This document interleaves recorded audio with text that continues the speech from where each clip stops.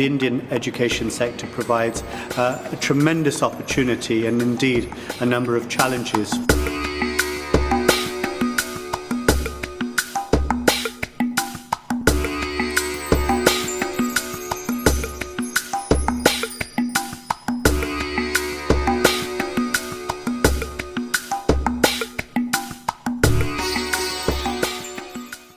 Daniel said, I'm Mike Leeson, co-founder and director of Aspire Education.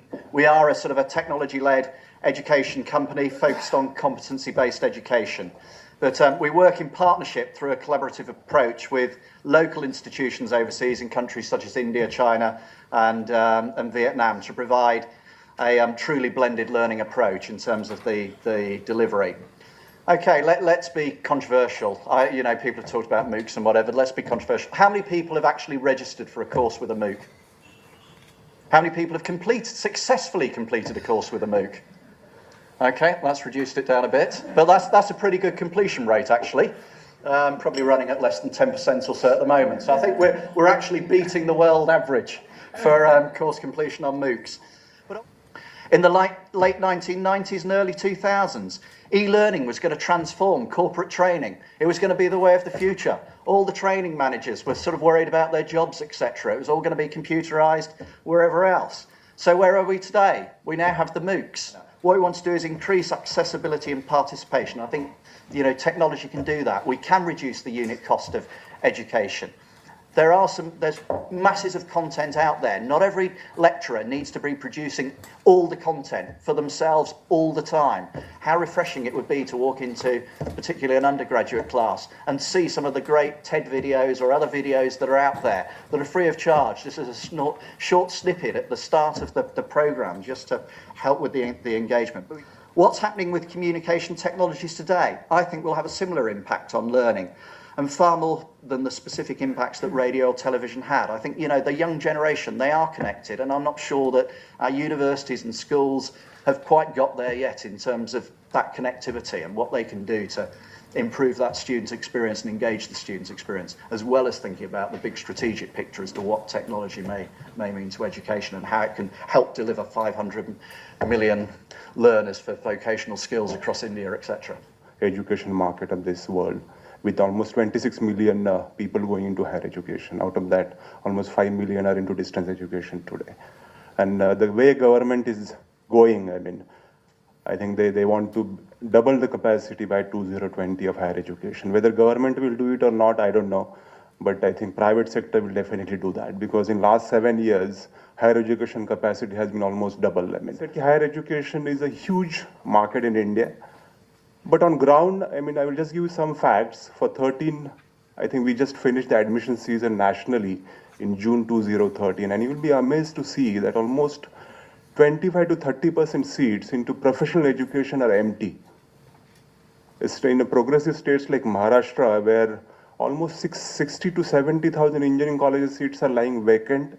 And 5 years ago, everyone knows people were paying premium to get into engineering colleges. So I think, is there an issue of creating a capacity? I don't think that's the business opportunity. If you frankly ask me, I have heard in the morning people starting engineering college in Kerala.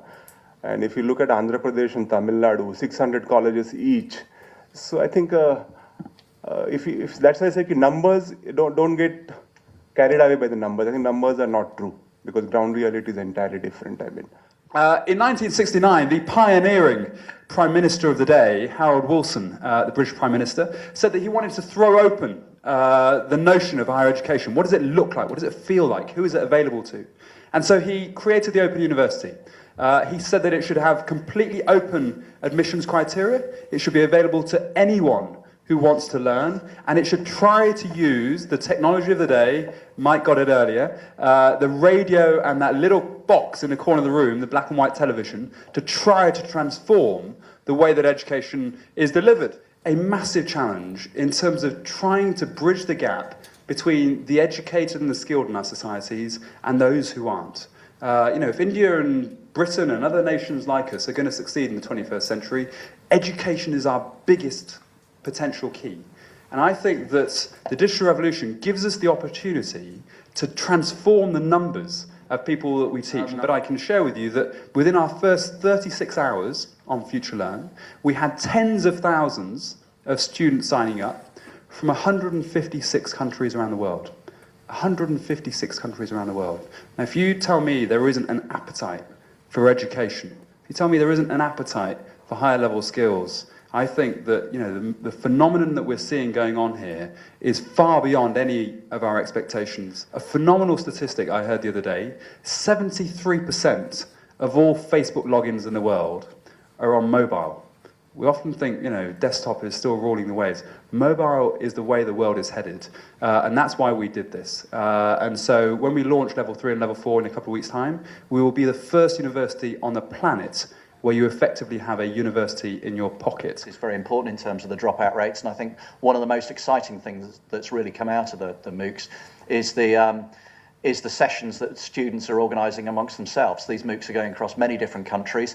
Students, learners on the programmes are getting together, they're meeting in people's offices, in coffee shops, wherever it may be, but they're getting together. Those ones that are interested, really want to get more out of the course, they are making that happen. And I think, in all of this learning, Sunil talked about the teachers and the importance of teachers in the learning equation. But certainly I think in the higher education level, the students are an important part of the learning. The students can teach themselves. They do teach themselves. They do learn from each other. And I think particularly when you're maybe looking at the MOOCs with a maybe more mature student as well, there's a lot of shared learning that can come in from that. So I think there are all sorts of things that will happen. Employers increasingly feel that educators aren't providing them with the graduates they want.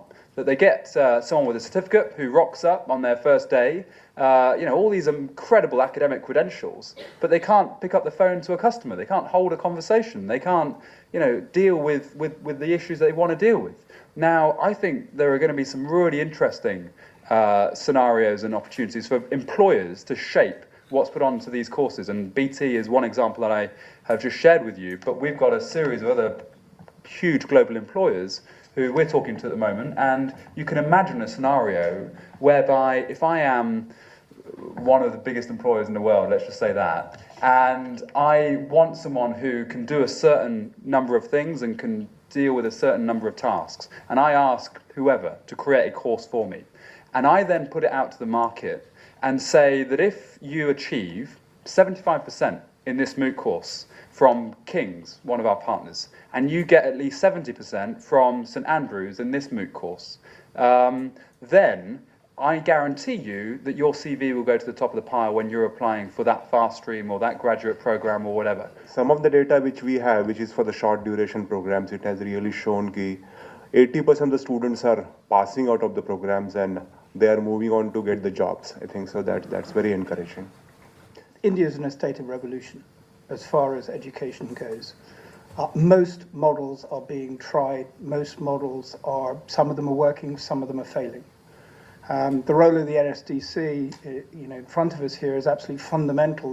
Their involvement in creating quality and the sector skills councils is providing a much needed framework in which we all are trying to operate.